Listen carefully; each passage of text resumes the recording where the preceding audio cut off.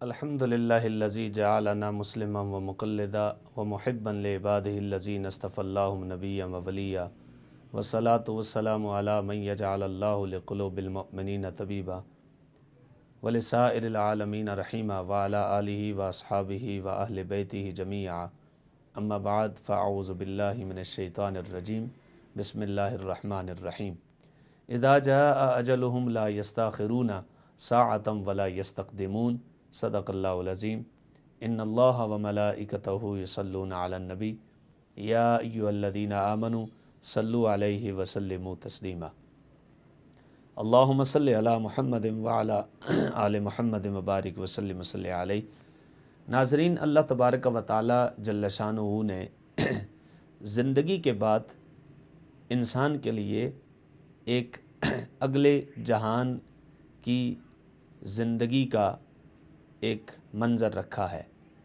موت زندگی کے تمام ہونے کا نام ہے، انسان کے فنا ہونے کا نام نہیں۔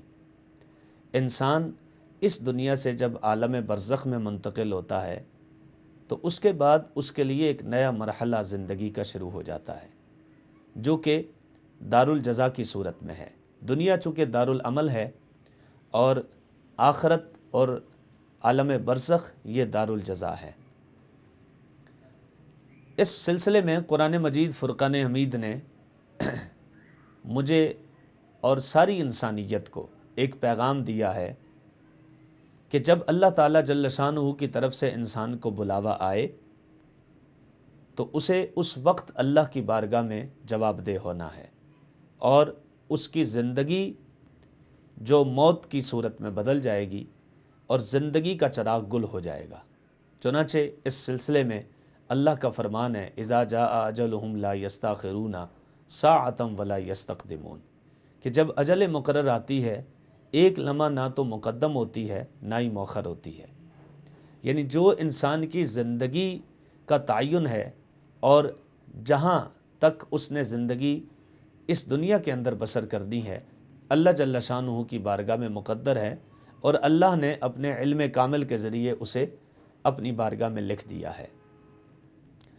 یہ قرآن مجید فرقان حمید میں دعوت فکر ہے کہ انسان مرنے کے بعد کے لیے اپنے آپ کو تیار کرے، اور عقل مند شخص وہی ہے، ذہین اور فطین شخص وہی ہے جو مرنے کے بعد کے لیے عمل کرنے کے لیے اپنے آپ کو تیار کرے۔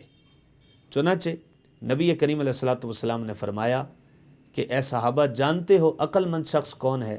تو صحابہ نے عرض کی یا رسول اللہ، آپ اور آپ کا خدا بہتر جانتا ہے۔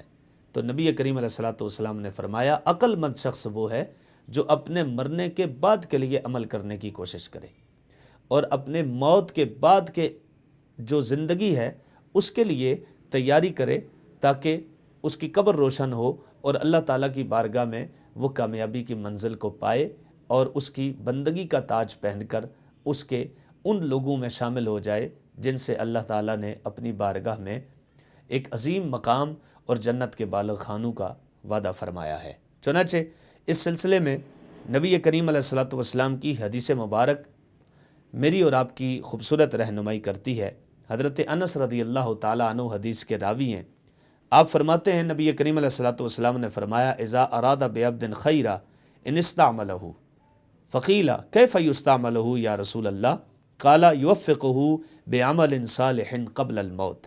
ترمذی اور مشکات شریف کی حدیث پاک ہے۔ نبی کریم علیہ الصلوۃ والسلام نے فرمایا جب خدا کسی سے راضی ہو، کسی بندے سے بلائی کا ارادہ کرے، یعنی اللہ کے فضل میں جب کوئی شخص آتا ہے تو سب سے پہلے کیا ہوتا ہے؟ اللہ تعالیٰ اس سے بلائی کے کام کرواتا ہے۔ یا رسول اللہ، یہ بلائی کے کام کیا ہیں؟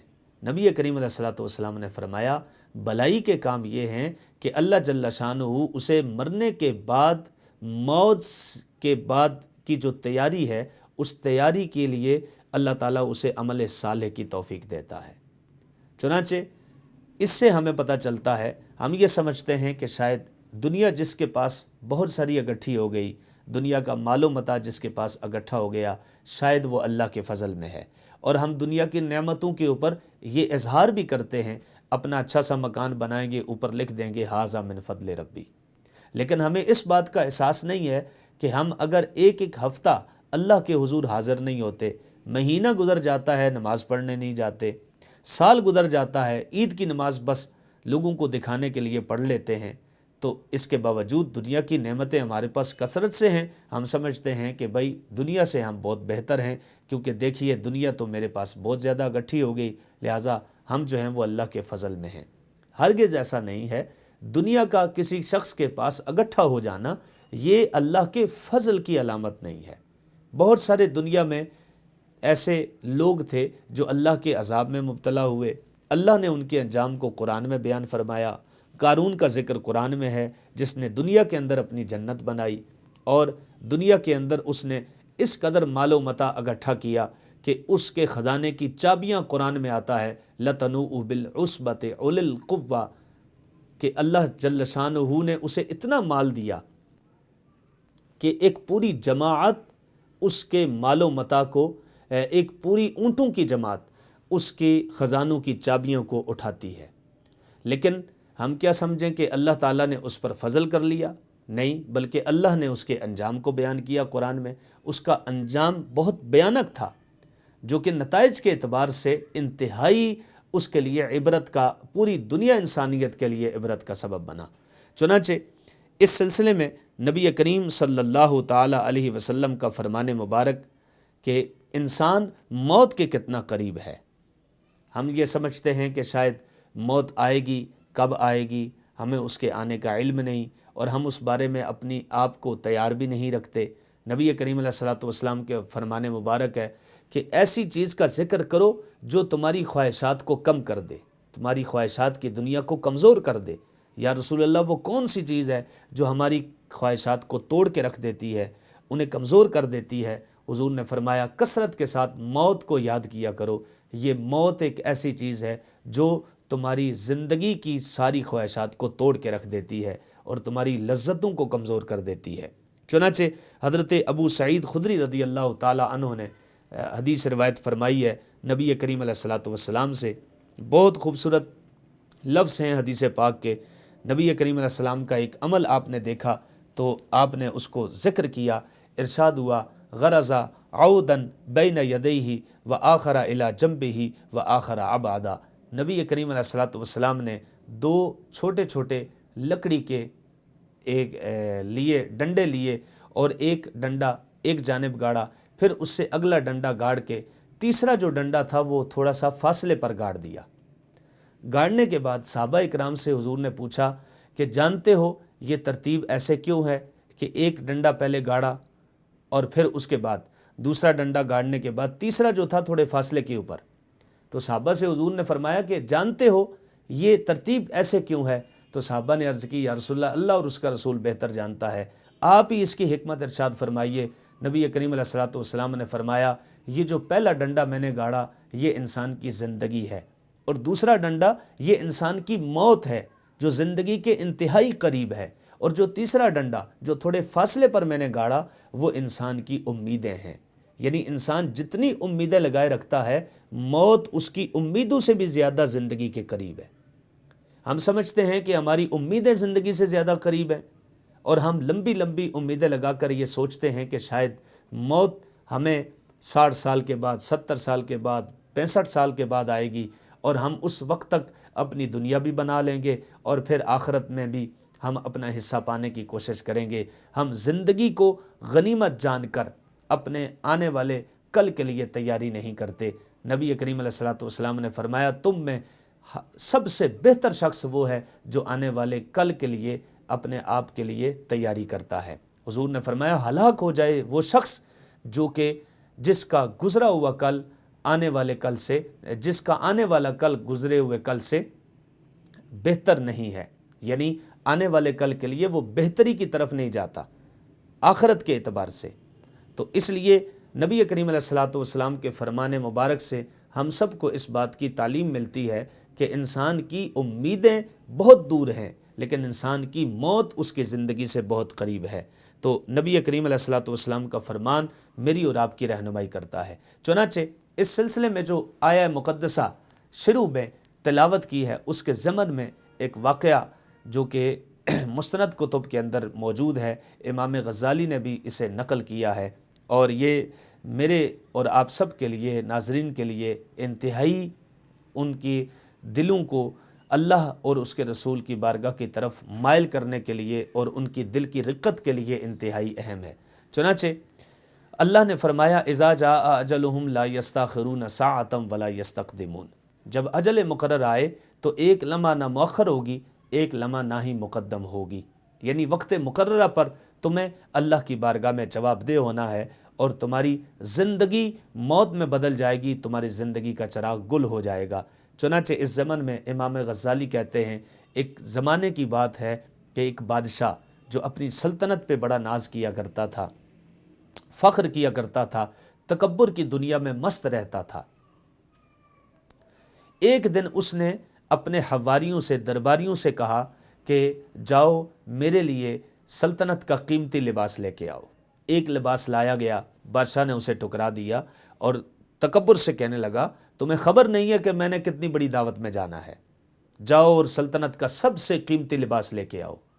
تو سلطنت کا سب سے قیمتی لباس اس کے لیے لایا گیا، وہ پہن کر تکبر کی حالت میں اپنی سواری پر سوار ہوا۔ جو اپنے تخت پر بھی بیٹھتا تھا بڑا تکبر کیا کرتا تھا، چونکہ بادشاہ تھا، اس نے سمجھا کہ شاید میری زندگی کا چراغ کبھی گل نہیں ہونا، یہ تصور میں بھی نہیں تھا کہ ابھی کے ابھی شاید موت کا پیغام آ جائے۔ چنانچہ وہ بادشاہ تکبر کی حالت میں اور سلطنت کا سب سے قیمتی لباس پہن کر اپنی سواری پر سوار ہوا اور اپنی مقررہ ضیافت کی طرف جانے لگا۔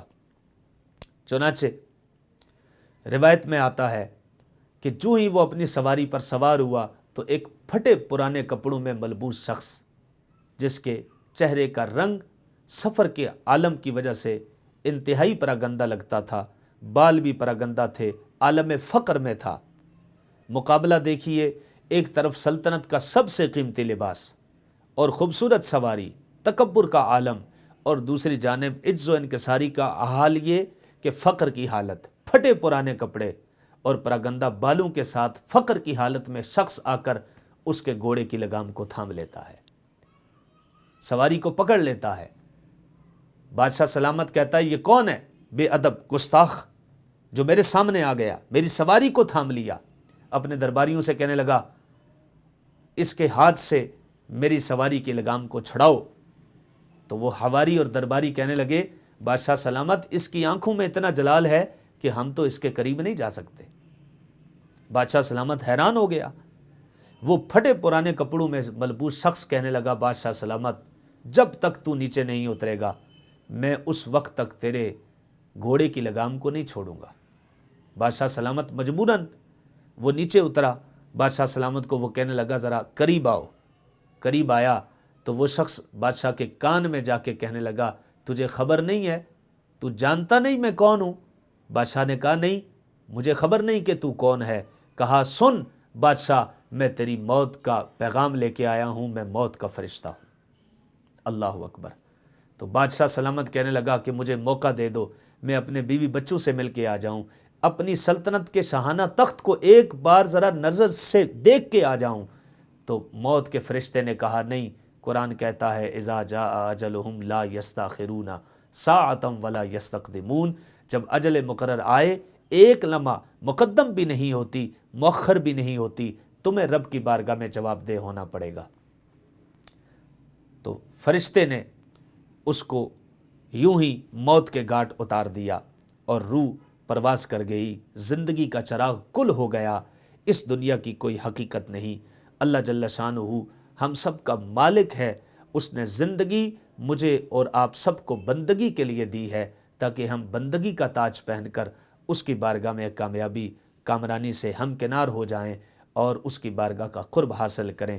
اللہ جل شانہ ہم سب کو آنے والی زندگی کے بارے میں اپنے آپ کو مستعد کرنے کی توفیق عطا کرے اور عالم برزخ کے لیے تیاری کی توفیق عطا کرے۔ صرف رو لینے سے نہیں پھرتے ہیں قوموں کے دن، اشک سامانی بھی ہو بہتے ہوئے پانی کے ساتھ۔ وآخر دعوایا ان الحمد للہ رب العالمین۔